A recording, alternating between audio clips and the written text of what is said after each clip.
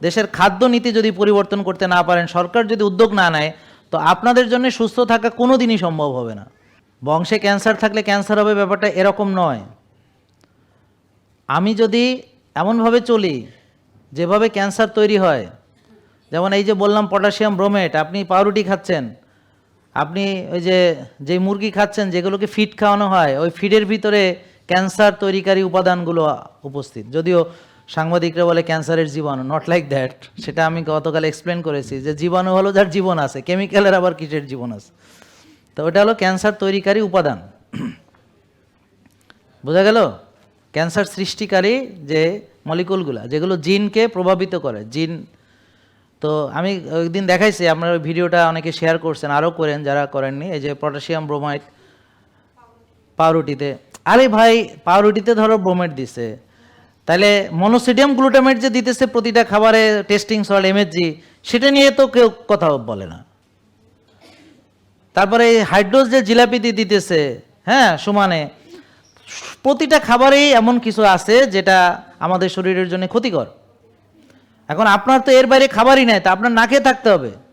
এখন যদি দেশের পরিবর্তন আপনারা করতে না পারেন, দেশের খাদ্য নীতি যদি পরিবর্তন করতে না পারেন, সরকার যদি উদ্যোগ না নেয়, তো আপনাদের জন্য সুস্থ থাকা কোনো দিনই সম্ভব হবে না। সব খাবারের সমস্যা। তা এখন আমাদের ন্যাচারাল প্রাকৃতিক কৃষি বানাইতে হবে।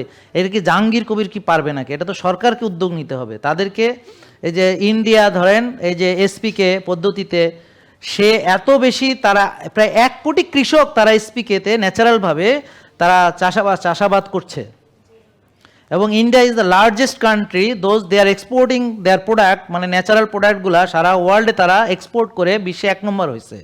সেটা হলো সুভাষ পালেকারের কারণে, সে পদ্মশ্রী অ্যাওয়ার্ড পাইছে। এখন বাংলাদেশের কাজ হবে এই সুভাষ পালেকারের নলেজগুলোকে রাষ্ট্রীয়ভাবে তাদেরকে লোক পাঠানো, ট্রেনিং করানো এবং পর্যায়ক্রমে এগুলোকে দেশে বাংলাদেশের কৃষিতে ধীরে ধীরে অ্যাপ্লাই করা। এক রাতে করা যাবে না, এক রাতে করলে না খেয়ে মরবেন। তো কিছু কিছু জমিতে আস্তে আস্তে শুরু করা, আস্তে আস্তে বাড়ানো, ধীরে ধীরে পর্যায়ক্রমে স্কেল আপ করে করে আস্তে আস্তে ওইটা কমায়া এটা এভাবে ধীরে ধীরে ট্রানজিশন হবে। এটা হলো বাস্তবসম্মত একটা প্ল্যান। আর আপনি এক রাতে সব কেমিক্যাল বন্ধ করে এক রাতে সব প্রাকৃতিক করবেন, আপনি না খেয়ে মরবেন, কদিন পরে দুর্ভিক্ষ লাগবে। জেকে লাইফস্টাইল লিমিটেড, ওষুধ মুক্ত সুস্থ জীবন।